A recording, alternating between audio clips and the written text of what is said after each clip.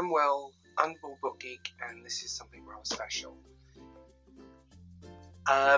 Just to say before we start, this is the last video I ever shoot on this bloody camera. I'm so happy finally getting this stupid camera in place, so all of that, the quality is going to go, which is always good. But I received a book. How beautiful is that? HarperCollins, Thomas Voyager, were kind enough to send this to me. So, telling William Shakespeare's King Lear.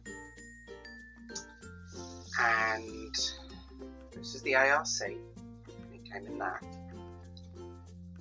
So I'm not going to do any spoilers in this review because the book is not out yet. I just want to say that. So don't expect spoilers, people. I feel like quoting River's song right now. But I will start by saying I've been on a massive fantasy binge. And when I heard about this book coming, it ticked a lot of the boxes I like. Plus Shakespeare retelling. I love Shakespeare, and I need to talk about him more on this channel. But this is a retelling of King Lear. And it follows the story beats of King Lear in some ways. Certain characters reflect that. The difference being is that this is about a group of queens. And it does have a bit in common with Game of Thrones, which surprised me. It's this epic, exploring, sprawling fantasy that just, wow. You know, I was genuinely blown away by this because it is just so good. The three sisters, one kingdom, a house divides. That's all you need to know about this. You need to go in this blind. You don't need to know too much. The world, the magic system, and I'm not going to go into too much detail. I'm just going to leave things vague for the simple reason the magic system is fantastic. And if I explain too much about this, it will spoil things, and we don't need to do that. So basically, the book was everything I've been looking for in a story. There was no way around that. When I went in, I was a little bit nervous because me and fantasy are a weird mix.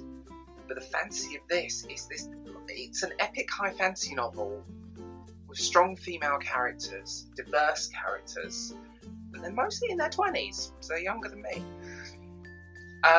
It's got this, it is a retelling of Shakespeare, and it has that Game of Thrones vibe, which is really nice.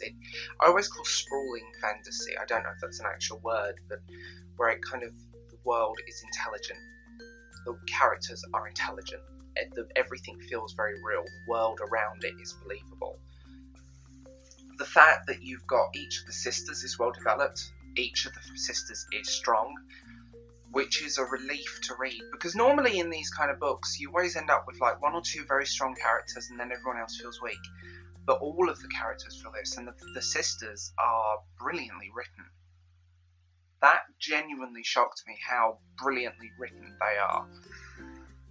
This is the thing, that books like this are rekindling my love of fantasy, and after being on a Lord of the Rings kick, fantasy-wise, for a little while, it's nice to be back with this. Parts of this story that I really loved. The POV main characters, I really enjoyed them. So well written. Each sister was well developed, strong in a completely different way. They're very well developed, but completely different characters. The sheer scope of this plot in this thing is massive. The Shakespearean origins show through in that way. Complex characters. I love them. Even the side characters had gut and story and actual character. They weren't just there to be there.